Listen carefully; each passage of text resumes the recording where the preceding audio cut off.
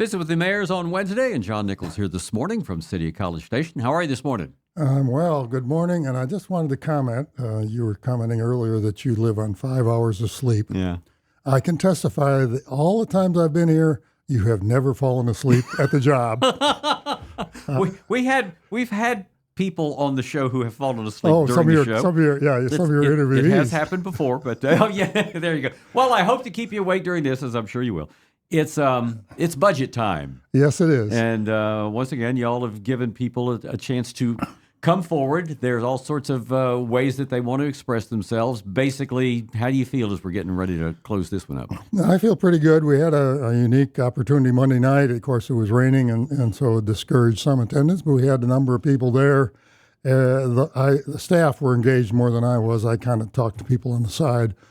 But I gathered that most of the questions were really just informational. How did you arrive at this line, and what's the process? And I don't understand this capital investment versus that one. And so it was more just a good discussion. And of course, we got I'll just say right now, the public hearing is tomorrow night at our regular meeting. And so citizens can still come and speak to the council about the budget. So we don't adopt it until the 22nd of August. But there is an opportunity for people to be heard again tomorrow night. So, not specifically, but just generally, College Station, like any other governmental entity, got a lot of money from the federal government because of COVID and the aspects of what COVID did to our economy. Now, as you look at this budget post-COVID, knowing that funding is basically trailed off to nothing, is that fair to say? That's true. Then how has that affected any of the long-range planning that you've done? Really, we never spent that on operation and maintenance. We did replace some of our O&M money, which you could do in certain areas, but that significant amount of that money is in the fund balance, unassigned, which is available to us for some significant capital projects that might come up in the next year or two that we're looking at, the rec center, event space, those kinds of things. So we have a good fund balance because we've committed those funds that had to be committed to wastewater, water, and we have spent the other funds in the replacing costs that we had along during the COVID period with salaries. So we're in good shape on that, and we never really did commit it to O&M, so we're not in bad shape. Let me just point out, I want to mention a couple of things.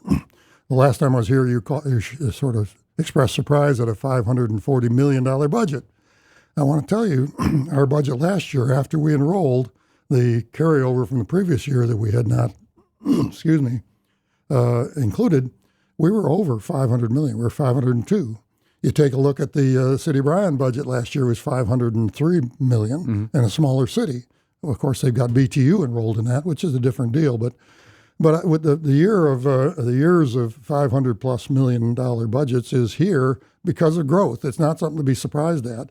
And if you look at where the growth is in our budget this year it's substantially and all in capital expenditures on projects that the citizens voted on. Mm-hmm. So the capital budget's kind of lumpy.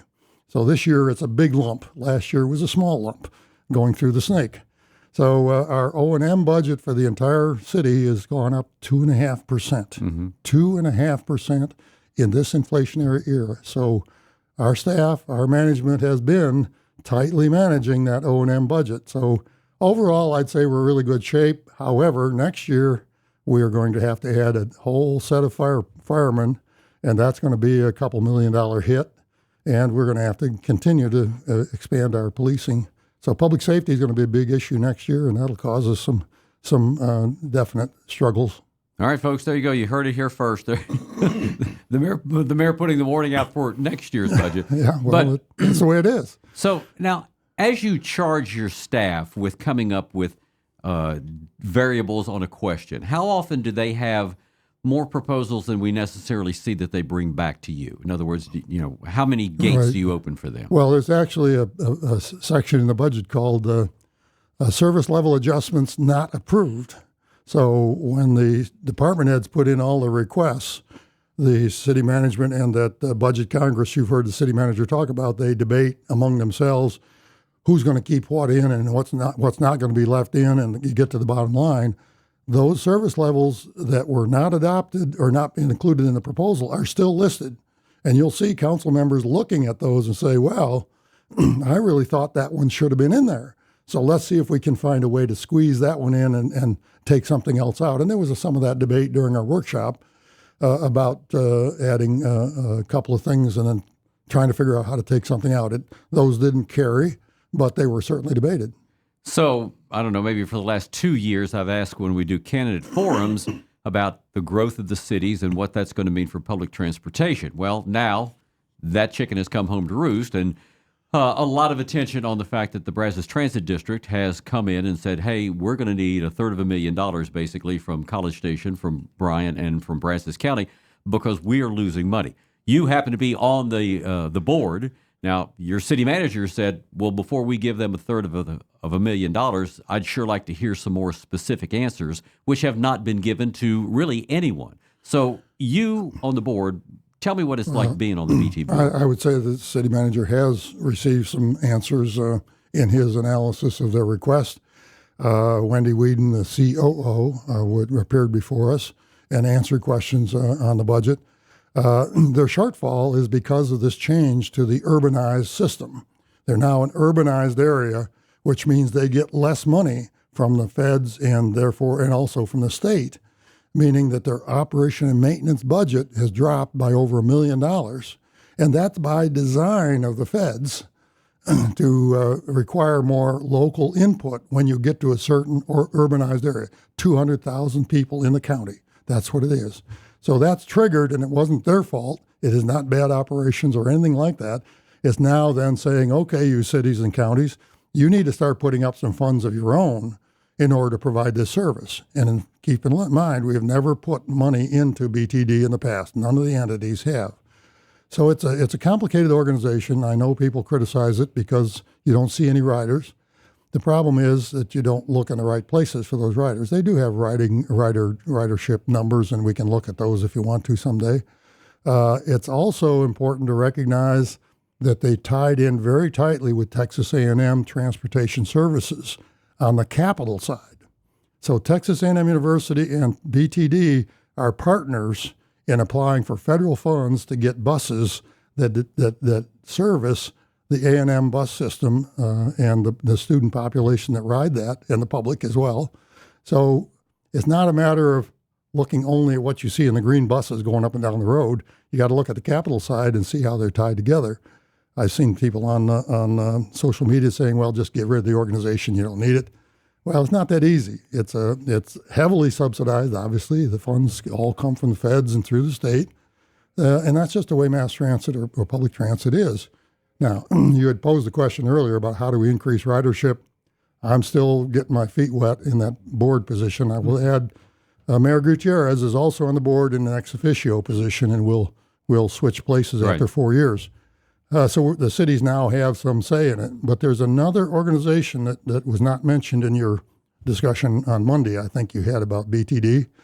There is going to be, and there is being formed, an urbanized advisory committee, which will include 5 non-elected people from the entities, including A&M and TxDOT, local, not plus the funding entities, as well as 6 or 7 citizens, riders, people who use the service. And they will be the advisory committee and oversee the urbanized section of BTD. And it only applies to Brazos County. BTD runs services in 21 counties. They do. And they divide themselves into like 7 zones. This is 80% of their business right here in Brazos County. So this is the only urbanized section, so it's the only one that's subject to this new funding arrangement that reduces their O&M. So we're in uncharted territory, but this new advisory committee that's being formed today, as I speak, over the next few weeks, will have a lot of input, and it'll include citizens that are riding the bus.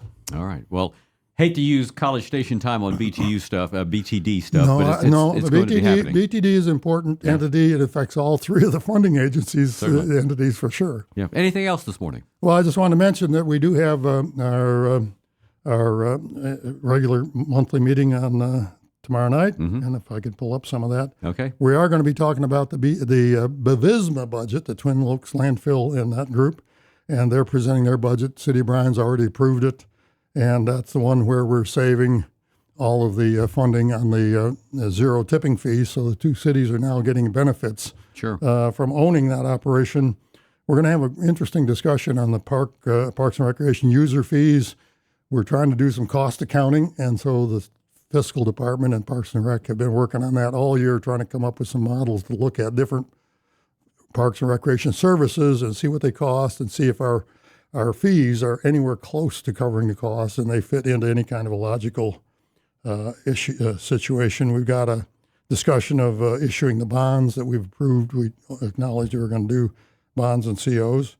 And so we got an interesting evening tomorrow night. The Fund for All Park is going to be completed with an expenditure about $250,000. We're going to approve or consider that and probably approve it. Those funds came from the funding that the private group raised, and that'll add another small phase to that Fund for All Park. So we got a lot of things going on.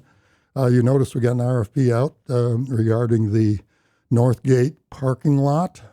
We've had a lot of interest in that area, that land, and it's a piece of land that should be generating a lot more revenue and a lot more economic development opportunities for that whole area. We'll see if we get some interesting proposals.